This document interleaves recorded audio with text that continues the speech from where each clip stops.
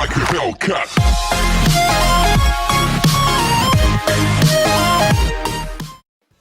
Hello and welcome back to the channel where once again it's time for another Sega Saturn review, and today we have got the sequel to the incredibly impressive Athlete Kings, one of my favourite Saturn games ever, and that sequel is known as Winter Heat. It came out in 1998 over here in the PAL region, making it one of the very final Saturn games to be released over here. So the setup is really similar to Athlete Kings. Pick your mode of play and then blast through such events as ski jumping, ski skiing, downhill racing, speed skating, two-man bobsleigh, snowboarding, skeleton, and a few others as well. They're things I'm unfamiliar with personally because I'm more of an athletics person, but there's plenty of variety in the events, just like Athlete Kings. Winter Heat!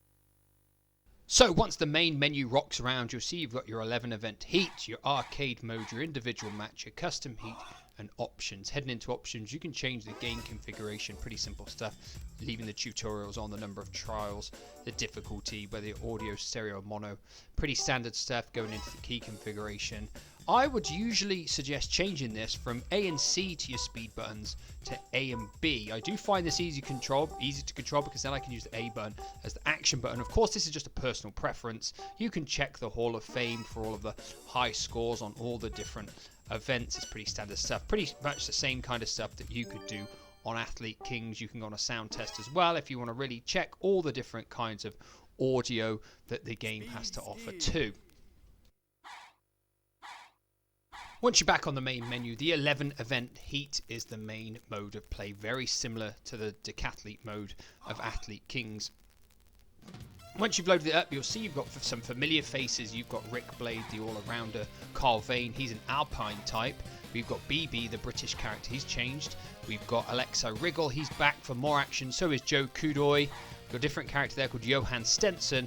And then we've got Ellen Reggiani, she's back for some more action. And Li Huang, she is back as well. Many of the characters are the same as Athlete Kings.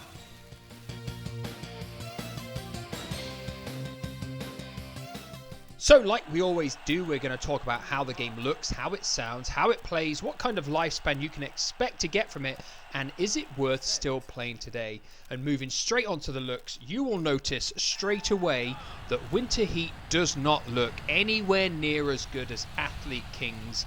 It's a real snag. As soon as you play the game, you're like, oh, it's kind of blockier, lower resolution, everything doesn't look as good, and it doesn't run as well. It only runs at 30 frames per second, whereas Athlete Kings looked fantastic in high resolution and ran at 60 frames per second. So straight away, the looks department, it feels like it's let you down. With a sequel, you always expect more, and in the looks department, Winter Heat gives you less. It really, really does. The character models aren't as good. I feel the game is a bit more glitchy in general as well, and obviously only running at half the frame rate. It is not as smooth as Athlete Kings either. It really, really is a disappointing factor with the game. There's various reasons why it could be. Perhaps it's because it was later on in the Saturn's life and it didn't get the time that Athlete Kings did. I'm not sure. Some people I've heard say it's because some of the events have actual 4 real characters in them, whereas they only ever had 2 in Athlete Kings. And if it was sprints and stuff, the long distance race actually, I mean, it had the flat 2D sprite characters in them as well. Maybe that's a factor. I don't really think it is, to be honest. I feel the Saturn's perfectly powerful enough to have done this game in high resolution as well. So talking about the looks, it's really, really disappointing, and the overall presentation of the game takes a hit because the graphics just aren't quite up to scratch.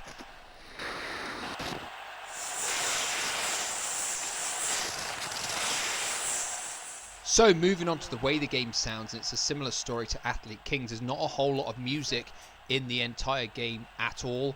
There's a few phrases that your characters will mutter when they break a world record as such, and there's obviously the sound effects during each event, and I've got no complaints with any of those. I think they sound pretty accurate as to what they would be in real life. It's just the fact that there's not a whole lot here really in this department. It's really hard to rate it in terms of sound and music because music wise there's very little. The sound effects, like I say, they suit the game absolutely fine, but overall probably could have done with a bit more music in the game.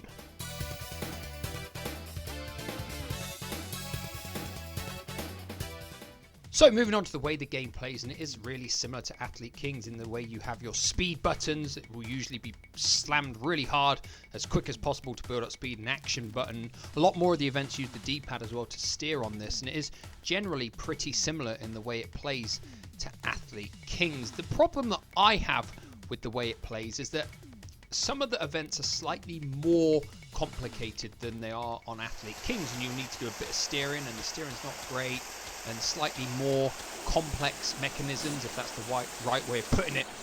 And as such, for me, it takes away some of the basic enjoyment of the game, because the ones in Athlete Kings were quite primitive, but they were fun and they were exciting, just doing stuff as fast as you can with the buttons or rotating the stick or anything like that. It was simplistic and it was better. Some of the events on this are slightly tougher to be good at, and I think it will probably put off a few more people than the original Athlete Kings did, and as such I just don't find the game as fun to play, and that is my personal preference. And as well, some of that comes down to the fact if you prefer winter events or if you prefer athletic track and field events. For me, I've always been someone who prefers the athletics, the track and field events more, so this game was never gonna appeal to me. But obviously if the gameplay had been a little bit simpler, just pretty much like Athlete Kings with the different events, I think it would have appealed more. As such, for me, I don't think it quite hits the nail on the head, and as such it's not quite as good as Athlete Kings in the gameplay department.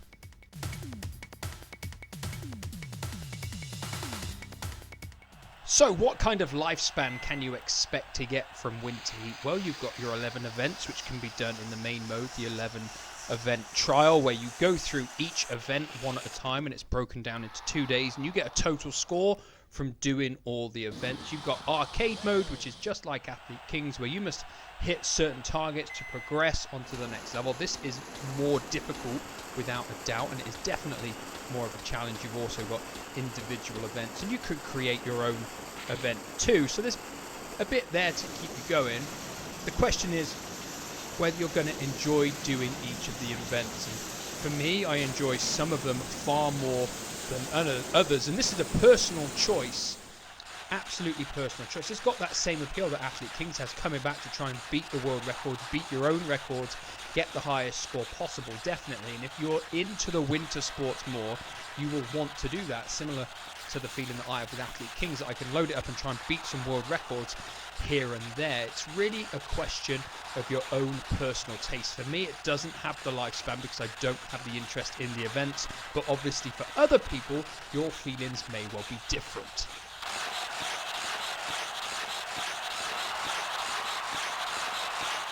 So, as always, the final questions are whether it is worth still playing today, and will this game make it into our top 10. Now, there's no doubt this game is still fun, especially if you've got more of an interest in the winter-based events. It's definitely worth still giving it a go, because the chances are you're probably going to enjoy at least half of the events, pretty much like myself. The second question is, does it make it into our top 10? Unfortunately, for me, it doesn't get in there. It's not really that close in all fairness, and pretty much the biggest drawbacks for me are graphically, the game is nowhere near as good as Athlete Kings. Overall, the presentation of the in-game graphics just isn't good enough. And secondly, some of the events just aren't as enjoyable to play as Athlete Kings. I feel like I'm comparing the two games, but I feel like you always do that when you're talking about a sequel, and I've talked about sequels many times now. Street Fighter Alpha 2 improving in so many ways on Street Fighter Alpha, Panzer Dragoon 2 improving on Panzer Dragoon, and so you really kind of feel like a sequel should offer you more, but in Winter Heat's case, it just doesn't hit the nail on the head, like I said before, and overall it's just got that bit of disappointment about it, that it doesn't quite reach Athlete Kings level. Now, that is my personal opinion. There will be plenty of people out there that probably prefer this because of the winter events over Athlete Kings, but that is again a matter of choice. What are your thoughts on Winter Heat? Have you played it? How do you think it compares against Athlete Kings? Let me know with a comment down below, and as always, I will be back very soon with another Saturn review. Goodbye for now.